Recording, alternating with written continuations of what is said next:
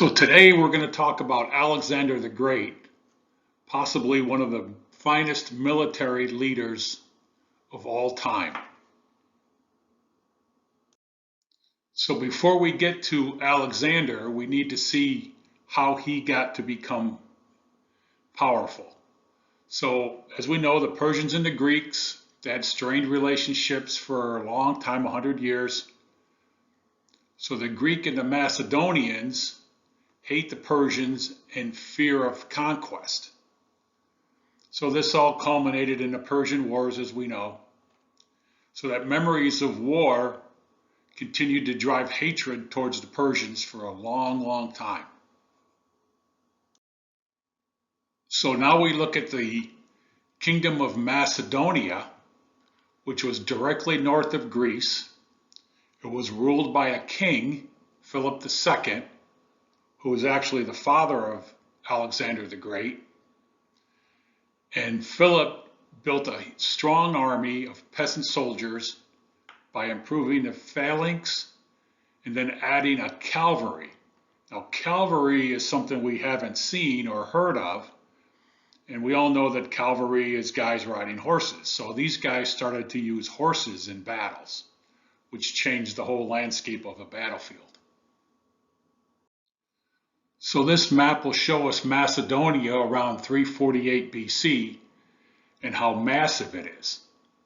And then you have the other countries around. You have Thrace and you have Greece, of course, and a few other ones. So in Macedonia, this is where Philip was.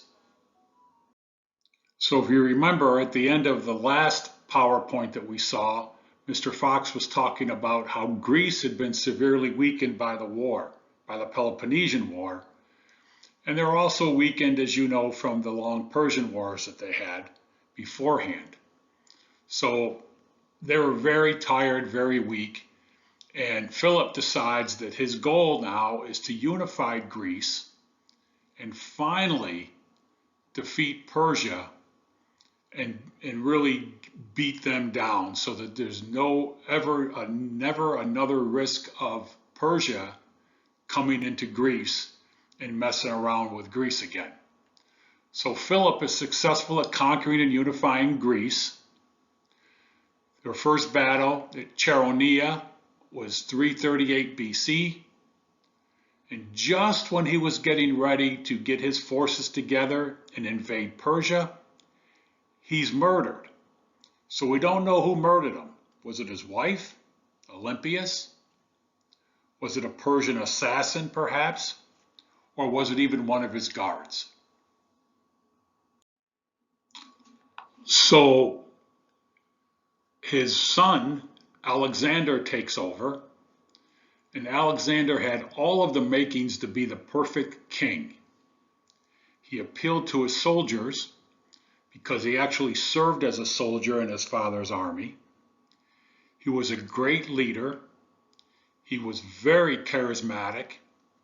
He was brave and a proven winner.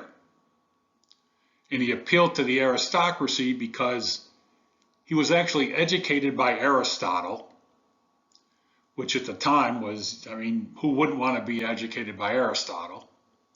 He had great bloodlines, and he was a brilliant orator, and he loved to debate people. He especially enjoyed reading the tales of Achilles, who actually was his hero, and he kept a copy of Homer's Iliad under his pillow. He learned military strategy at a really early age. And he was put to the test on his military strategy after his father died because he had some rebellious city-states.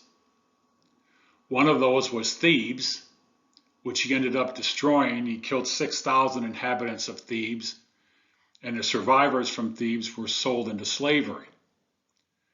And once he did this, the Greek people never rebelled against him again.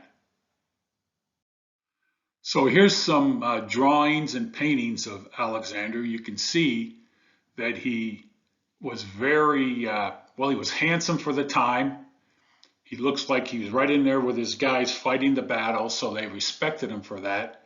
because you know when you're the boss, you never do anything that you don't want your people to do.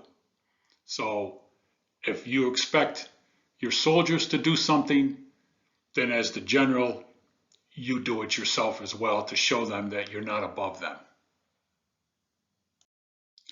So you can see on the education of Alexander that he was a pretty smart guy. You know, he studied Socrates, Plato, his teacher was Aristotle, and then it goes right down to Alexander. So this guy was really smart. He instilled Alexander with the wisdom of Athens, so he understood how Athens thought. And then later he spread this knowledge throughout his whole empire, which turns out to be vast, as we'll see soon. So after his father dies, he becomes the king of Macedonia, and he was only 20 years old. But remember, before this, he also was a soldier with his father. So he was out in the field with the soldiers, and he was helping his father and his mother both rule the kingdom. He wants to fulfill his father's plan and conquer the Persians. So he starts with this plan as he leads his army into Anatolia in 334 BCE. So in 334, he won the Battle of Granicus in Anatolia. In 333 BC, he won the Battle of Issus in Syria. And then he takes his troops and they go down into Egypt in 332. And the Egyptians just thought he was the greatest thing because they were going to get rid of the Persians. They actually declared him a pharaoh. They thought he was a god. Established the city of Alexandria, named after guess who. And before his death, he established many cities named after himself. He actually ended up naming 70 cities after himself, and he named one city after his trusted steed, his horse. So now you can see in this photo how the cavalry really made a difference in the battles. Because before we had the guys that are all walking shoulder to shoulder, but now you got the horses who are being able to run circles around them, break up their formations, and they really didn't have a chance against Alexander and his army. An interesting thing about Alexander as well is the horse that he rode, he actually broke to become a calm horse. You've seen bronco riders before and how they break horses. Well, Alexander actually broke his own horse, and that horse stayed with him for a long, long time. So his conquest in 331, the Battle of Gaugamela, he defeats the army of Darius III. They charged at Darius, and Darius ran because he was just overwhelmed by the huge force and the strength of Alexander's army. Darius escapes, but is later killed by one of his own generals. At this point, Alexander declared himself the king of Persia, and Babylon was the capital. So he hangs around in Persia for a little while. Then he goes in 326 and he invades the Indus Valley. And then he wins a battle of the Hydaspes River. So he's been in the battlefield for a long time at this point. You can see on this map from Macedonia where he started, way up here.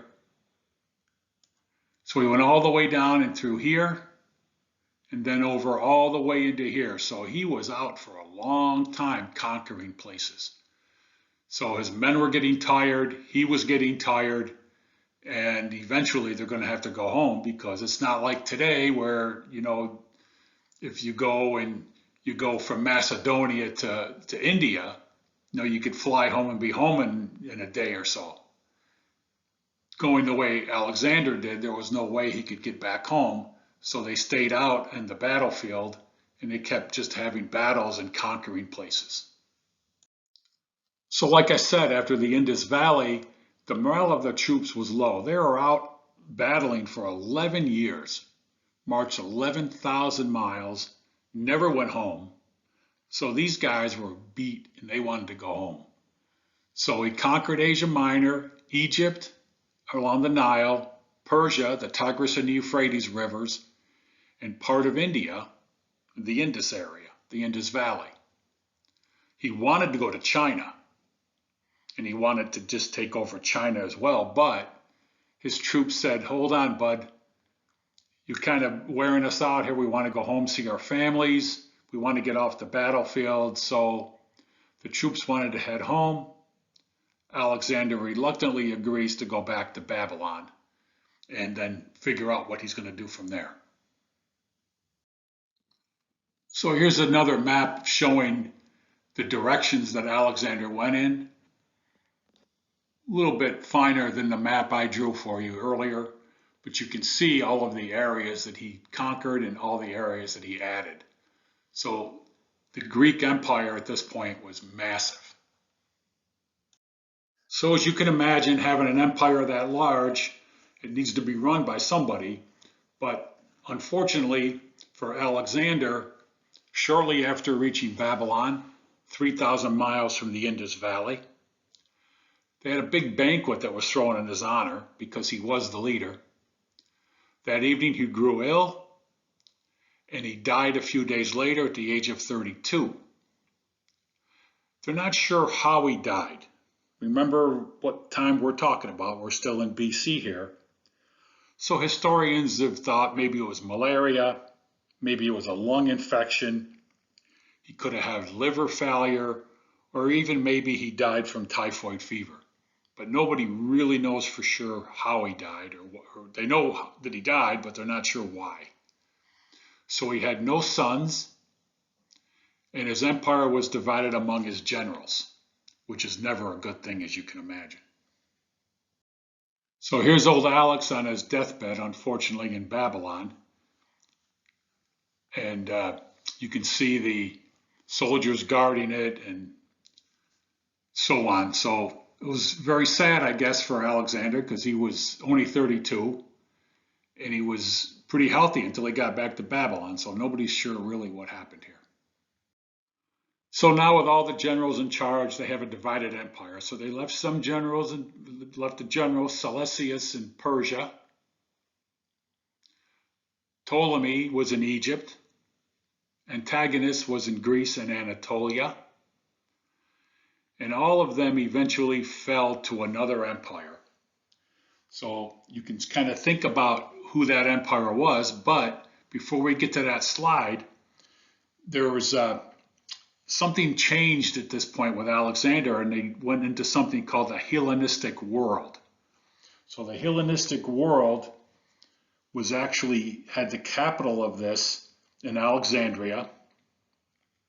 And the Hellenistic means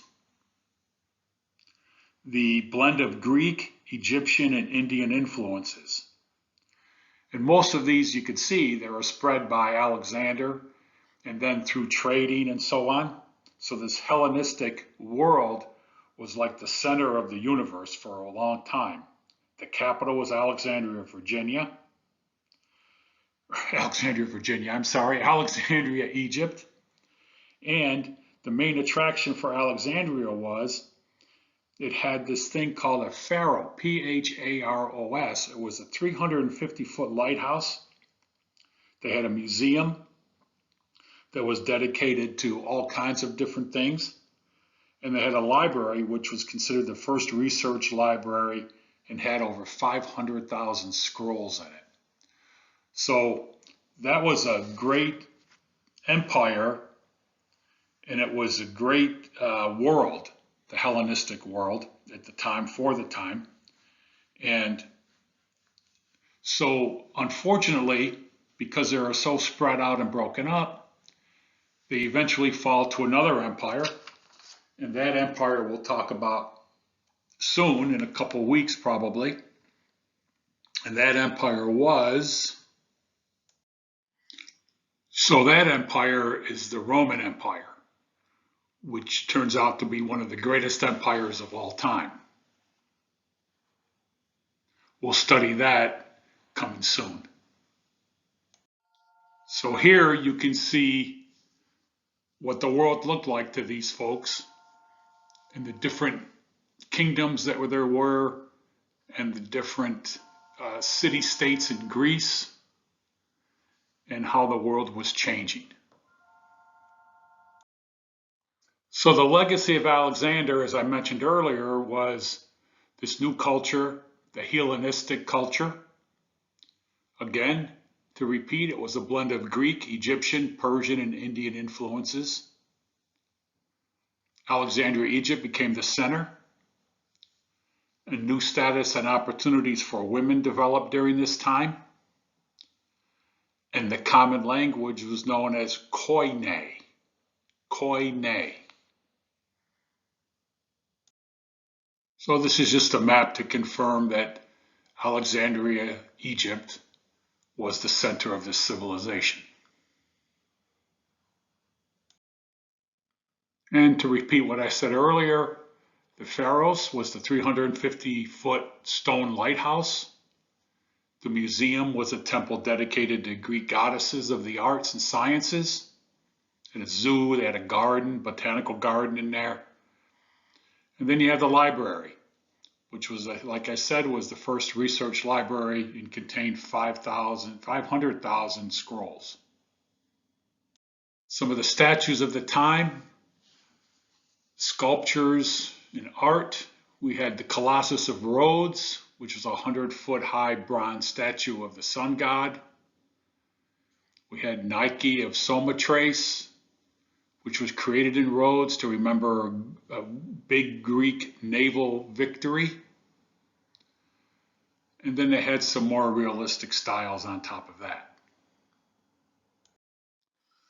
And here's a picture of Alexander on his trusty steed, Bucephalus. And he loved his horse. Again, he broke the horse from when it was a pony, and it stayed with him the whole time. Unfortunately, Bucephalus died of battle wounds in 326 BCE, in the last battle that Alexander ever fought. He founded the city of Bucephala, thought to be the modern town of Jhelum in Pakistan, in memory of his horse. Very dedicated man to his horse. So that is the end of today's PowerPoint presentation.